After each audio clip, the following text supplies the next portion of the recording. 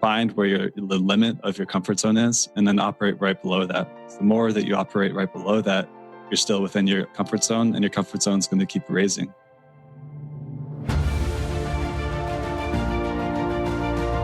Hello and welcome to the Daily Helping with Dr. Richard Schuster. Food for the brain, knowledge from the experts, tools to win at life. I'm your host, Dr. Richard. Whoever you are, wherever you're from, and whatever you do, this is the show that is going to help you become the best version of yourself. Each episode, you will hear from some of the most amazing, talented, and successful people on the planet who followed their passions and strive to help others. Join our movement to get 1 million people each day to commit acts of kindness for others. Together, we're going to make the world a better place. Are you ready? Because it's time for your Daily Helping.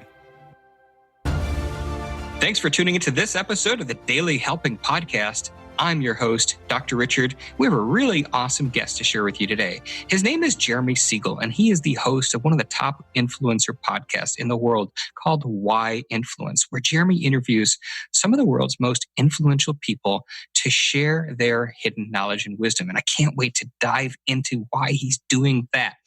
But it wasn't always this way for Jeremy. Jeremy used to struggle to share in groups, to share online, and really had a difficult time connecting with people and wanted to find a way how to take that to a different level because he realized he wasn't alone and he knows there's a lot of hidden knowledge in the world. So that's what inspired him to create his podcast.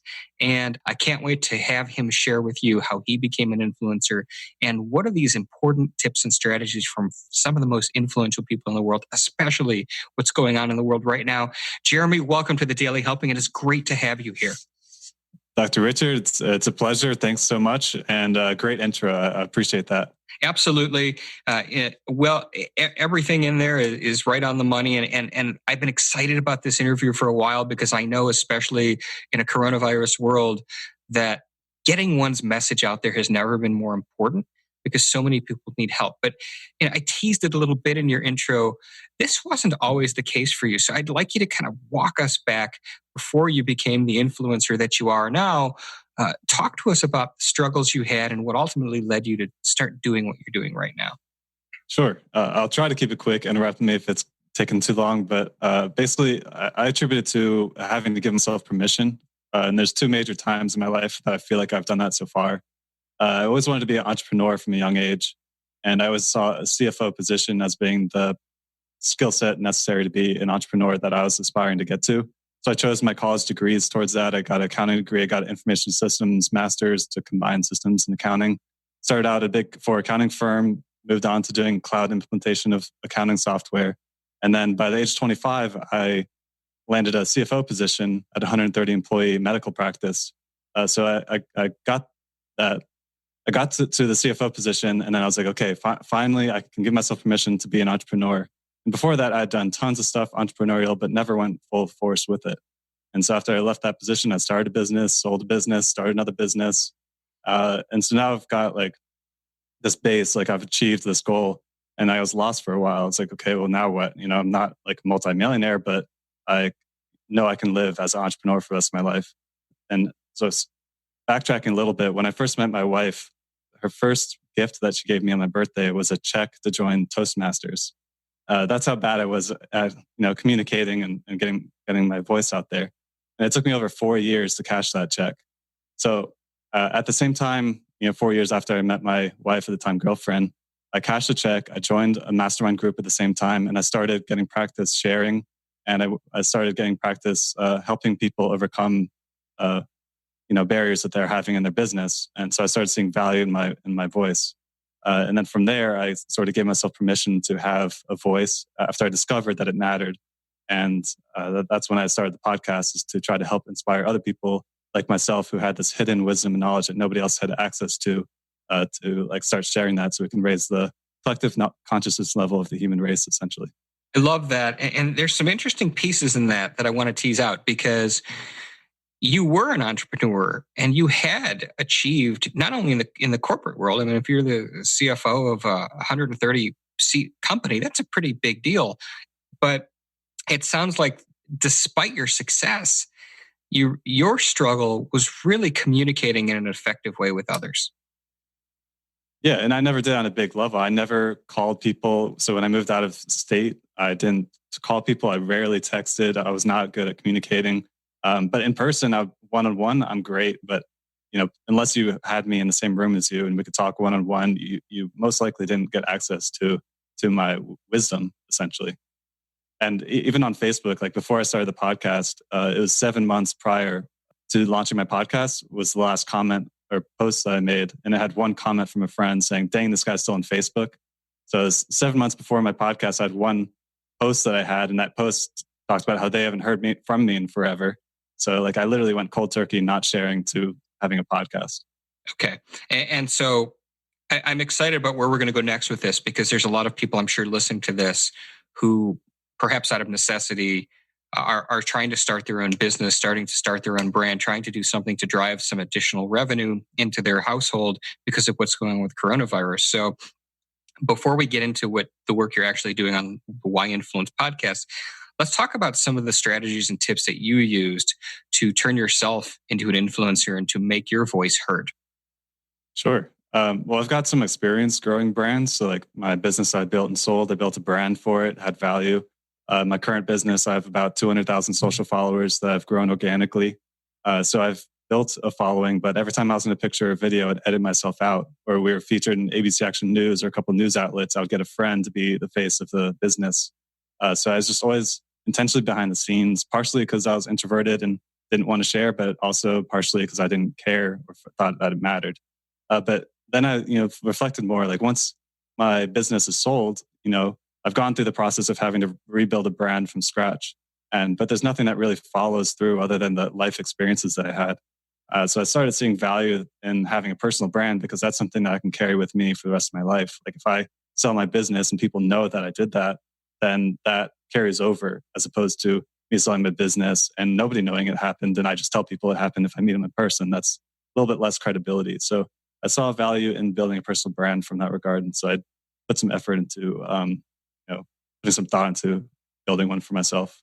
So if the little cartoon light bulb is going off over people's heads hearing that, and they have no personal brand, what are just a few starter strategies that you would recommend to people so that they can start developing their own personal brand and build that credibility cachet, so to speak? Yeah, sure. Well, first of all, I would put a lot of focus into discovering your why. So why are you trying to do the business that you're trying to do? What are you trying to make an impact on? Why do you want to share? And just really figure that out. And it's not something that needs to take forever because it can evolve over time. But if you spend a weekend and just like talk to friends and family, ask them what you're good at or what you're passionate about, get outside perspective, reflect on it yourself, make a list of things that you're passionate about, and really just discover a why that works. And you can redefine it later.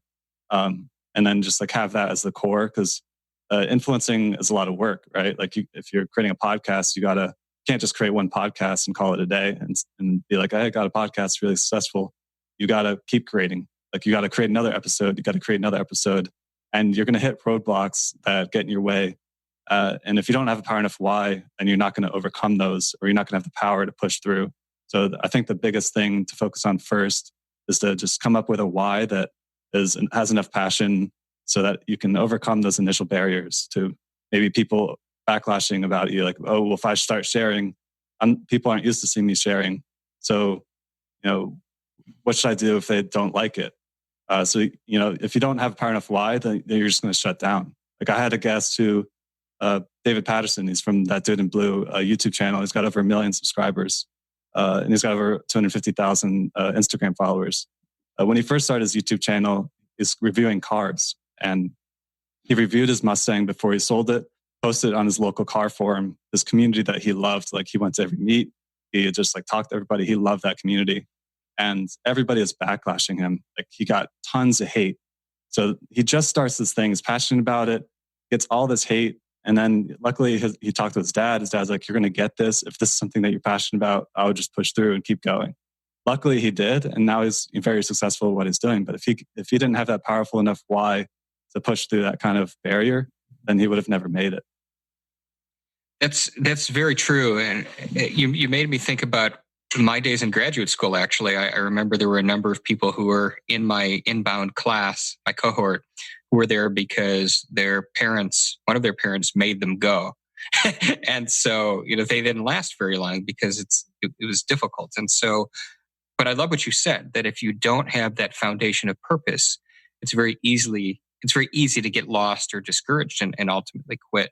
So that's an outstanding tip, which I think is foundational for anything you're going to do, if you're listening to this, whether you want to start a podcast, whether you want to start a business, or even just being a good spouse or parent. Understanding your why and your values is absolutely key critical to having that rock solid foundation for whatever you're going to do in life. So thank you for sharing that, Jeremy. Any other key tips for developing a brand early on? Yeah. So, obviously the why I think is the most important. That's why I've got my podcast called Why Influence, drilling into why people are sharing. But the next step would be to sort of choose the platform that's right for you. So in order to do that, you have to, again, go back to the why, but what kind of people are you trying to influence and why are you trying to influence them? Is it someone like who you were in the previous life that you've evolved out of? And is it that person, or is it someone that you know? Identify like an avatar of who you want to impact. So that's one thing. Another thing is like, who do you want to build connections with? Like with podcasting, gives you the opportunity to have conversations with people that maybe you would never have that opportunity with before. And especially people that could be levels ahead of you in certain things. You can reach out and be, hey, I got a podcast, let me interview you. So it opens doors to build connections. So you sort of, think about who you're trying to impact, who you're trying to build connections with, and just like, are you trying to sell to corporate people or general consumers? And then that'll help you choose what platform to start with. And it's best to just sort of choose one platform to start and do it well, and then you can evolve out from that. So if you choose podcasting, okay, well then who is it that is your ideal guest? Like who is someone you want to build connections with, and someone that you, like a community that are levels above you, I think is a good strategic way to look at it. And then you're going to be impacting people who are at your level or below or even above as well. So then looking at those communities. And similarly, if you're trying to do something on corporate clients, you may want to share more on LinkedIn. Maybe that's where you want to be, or Facebook, or create YouTube videos, or Instagram, or TikTok. Like there's so many different platforms. So just find out where your ideal audience is hanging out, and then just start with that platform. And you can always repurpose content too. So podcasting has been good for that for me, because you can take a video, chop it up, post clips to Instagram and on LinkedIn. There's a lot of repurposing of content that you can do, but I wouldn't focus too much on that to start. I think you just choose the one platform where your audience is going to be at, and just like start there.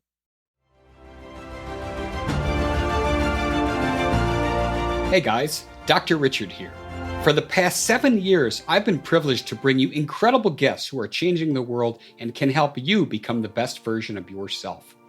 I'm really excited to share with you a new quiz that I created based on my clinical training that will curate for you a custom list of my top episodes and actionable strategies to help you wherever you are on your journey. All you need to do is go to drrichardschuster.com to take it, and it's 100% free. You'll be taking the next step on the journey to unlocking the power of you, and I can't wait to see where you'll go.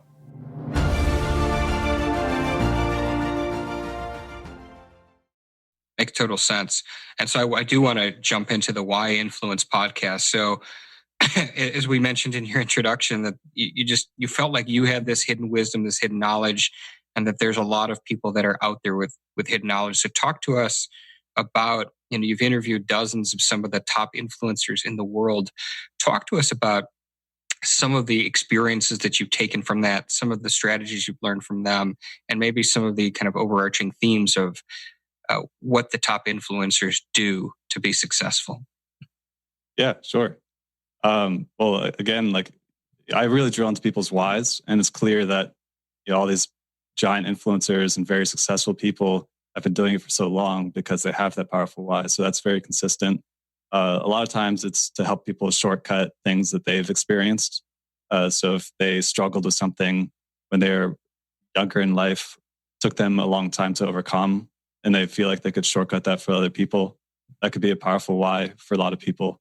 Like for me, like I was pretty like introverted. I didn't want to share, but I just decided to. So when I did my podcast, I started out just asking questions, getting answers, asking questions, getting answers. And then in post editing for the first 3 episodes, I gave myself permission to go back and re-record myself asking every question when I spoke.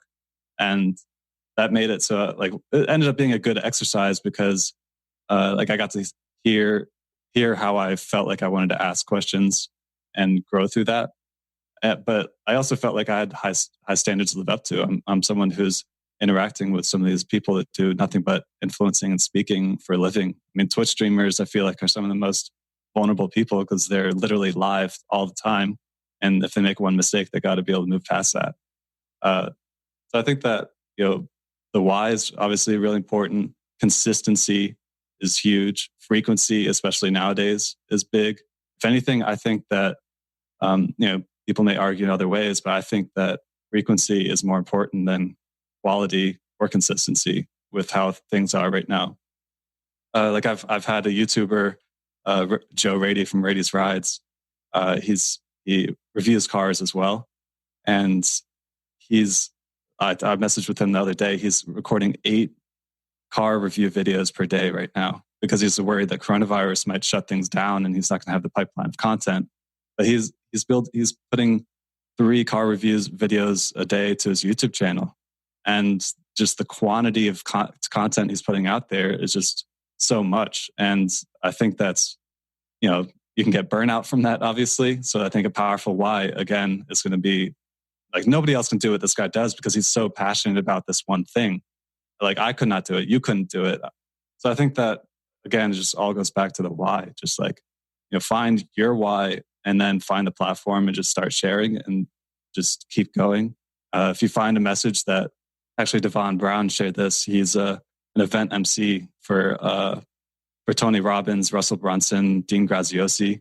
He did a live internet event that he MC'd with over 200,000 people live where he was MCing it. He said that if you find a message that touches people and makes an impact on people, then you're ripping people off by not going as big as possible. So essentially stop ripping the world off and go bigger because there's someone out there that needs to hear your message. And if you don't go big enough, those people aren't going to hear it.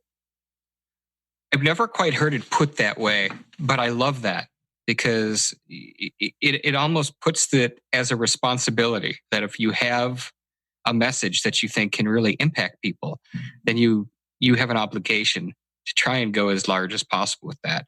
I'm curious because I know that the coronavirus has impacted everything that we're all doing. What are some of the pivots that you've seen some of the top influencers do to adjust during these times?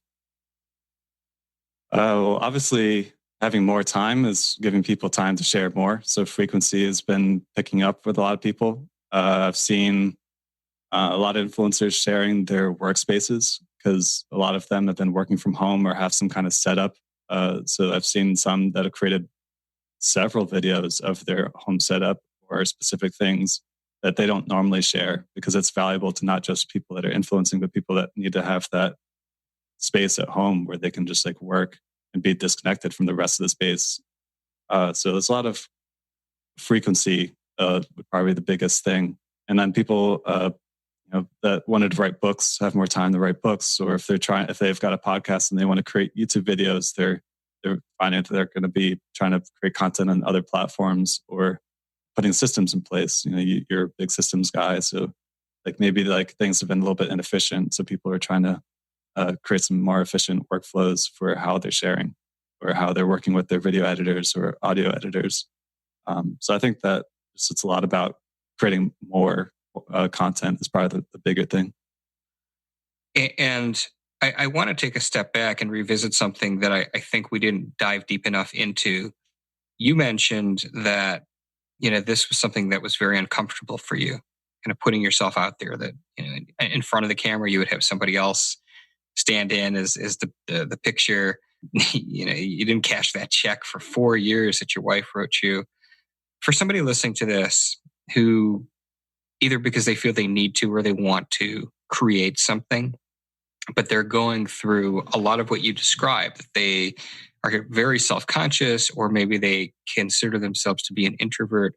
Talk to us about some of the tips that you and perhaps other influencers that you've interviewed have directly put into place to overcome some of those issues. Yeah. Well, it's all about stepping stones. Like you can't just jump to like way out of your comfort zone and be okay. I mean, some people can, but in general, the idea is to find where the limit of your comfort zone is and then operate right below that. The more that you operate right below that, you're still within your comfort zone, and your comfort zone is going to keep raising. So I learned that myself basically through like I do car drifting. So, but I've never like spun out or crashed because every time I would take a turn, I'd go a little bit faster, a little bit faster, a little bit faster. Explain car drifting, because I don't know what that is, and maybe other people don't as well. So, what is car drifting? So, in a rear-wheel drive car, when you have a high-powered rear-wheel drive car, you can spin the rear tires. So, if you go around a turn and you push the gas and you're spinning the rear tires, the car will go sideways. So, the idea behind drifting is to have control of your car while you're going sideways around turns. And if you do it on like a course, you might be able to hold the drift sideways around one turn and then immediately go into the next turn and hold the drift there. And where I learned was back in college. I used to go out on these dirt roads at night and just like, if you make a mistake, there's trees on both sides. So, I learned an environment where it's not really ideal for that. But each time I would just go a little bit faster, a little bit faster, a little bit faster. And that allowed me to ease into pushing my comfort zones and then end up like learning a skill that was way out of my comfort zone without having to make any mistakes.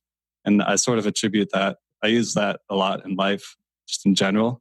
I think that I applied that to like sharing. So the podcast, for example, I mean, I was in Toastmasters for 2 years. I was doing mastermind groups for 2 years, and I started sharing more just in general. And then with the podcast, I tried a low barrier of entry because I gave myself permission to re-record myself every time I spoke in the first couple episodes. And I did an audio only podcast, so I wasn't on camera. I didn't have to think about having my face out there. It was just my voice, and it was a voice I had control over in post editing. So for me, it's the lowest barrier of entry to start sharing, aside from like blogging or writing, which a lot of people do too. That I've had a lot of podcasters start with writing, and what they found is by blogging they were able to become more vulnerable. So then when they started the podcast, they had already shared some really deep and vulnerable things. So it enabled them to start off with good success, because the whole idea is you want to be authentic and vulnerable when you're online and sharing. Another guy, Mark Metry, he's got a podcast called Humans 2.0, and it's a very successful podcast. He's got tens of millions of downloads, and he would do an exercise where he would approach people in the street and ask them, ask them for the time. And so he'd do 10 people a day. Hey, what time is it? And get the time from people in the street. That helps him overcome like the weirdness of approaching random people. Then after he got comfortable with that, hey, what time is it? And then get directions to somewhere that's nearby, even if he knows where it is. So like there's all these practice moments where what time is it? Where's the location? How are you doing today? And just like, these stepping stones to overcoming the barriers to sharing. For him, that was a core step to get him to eventually build up to sharing on his podcast. Love that. It's like if you've never been a runner and you start by running for 2 minutes and then add 2 more minutes and 2 more minutes. And, you're really not pushing your comfort zone. But after a month or so, you're running for miles and miles at a time. I think that's such great advice. Just really quickly, we've talked about some of the things to do. Can you talk about some of the potential pitfalls that you see people make as they're establishing brands? Yeah. I mean, the biggest one is not starting soon enough. I mean, there's not a person that I've talked to that said that they didn't wish they started earlier. I mean, maybe in circumstances they can look back and legitimately say they couldn't, but most of the time it's some kind of barrier in the way. I'm not comfortable with how I sound on audio, or I'm not comfortable being on video, or maybe people don't want to listen to what I have to say. There's a lot of barriers that are in your way to starting. And I think that that's the biggest thing that holds people back is just to start. Like, it doesn't need to be perfect. I had a Elaine Fluker. She's got a daily podcast where she interviews people. And she said that people want perfect. They don't want, people want authentic. They don't need perfect. And I think that's so true. Like, you just need to be authentic. If you're making mistakes, that's okay. People want to see those mistakes. You're human. So I think that's just important to start and keep going, make those mistakes, and then just evolve as you go. You may think of a book by a friend of the show, Chris Chrismistos, who has a book called Start Ugly, which is exactly describing what you just said. Just start. Yeah, he was a guest on my show as well. Outstanding. Yeah, he's an awesome guy. Jeremy, this has been awesome, as I knew it would be. We are at time, and you've shared a lot of great value with us. But as you know, I ask all my guests one single question, and that is, what is your biggest helping? That one most important piece of information you'd like somebody to walk away with after hearing our conversation today? Yeah, I would say that your voice matters. You've got hidden wisdom inside you that other people need to hear, and just start sharing that with people and seeing that has value. And once you start seeing it has value, just think about how many people are out there that don't have that or aren't hearing it. So it's really important to just figure out something that helps people and makes an impact, and that is something that's inside you. It's that hidden wisdom, and then just start sharing it. Like, if it's just a text post on Facebook and you just start small, I think that's fine. But just when you start, just keep going and keep sharing, and eventually you'll get to a point where you're going to start hearing from other people where they're saying like, "Hey, this made a big difference for me. I didn't," and you get unintended consequences as a result. People start telling you how big of an impact you've had on them for such a small share that you did, because it's something that maybe is nothing to you or minimal to you, that can change someone else's world. Love that. Jeremy, tell us where people can connect with you and find the Why Influence podcast. Yeah, it's just Why Influence everywhere. So WHY Influence. It's at Why Influence on Instagram. It's Why Influence on YouTube. It's whyinfluence.com. So if you go to whyinfluence.com, whyinfluence.com, you'll see the podcast on there. I've got a page that has all the social media links and then a contact form. So I'd love to hear from you. If anything I said today was valuable, then I'd love to just hear maybe like what I said that resonated with you, or just anything. Fantastic. And we'll have the links to this podcast and everything Jeremy Segal at his show notes at thedailyhelping.com for this episode, as well as in the Daily Helping app available in Google Play and iTunes. Well, Jeremy, this has been great. You just came in and just crushed 25 minutes of really good value and information that people can use now, because I do know a lot of people are trying to figure out alternative ways to get their message out there, because they want to, because of these times, either create a business or have more of an impact that helps people, because we all need help. So thank you so much for coming on the Daily Helping and sharing that wisdom inside of you with all of us. Yeah. And Dr. Richard, thanks so much for having me as a guest. And if you don't mind me shouting out, I just had you as a guest on my podcast. And if you are enjoying this show with Dr. Richard, you'd like to hear about why he's sharing here, there's an episode about that on my podcast. So feel free to check that out. Absolutely. We'll link to that as well in the show notes. So again, Jeremy, this was great. Thanks for coming on.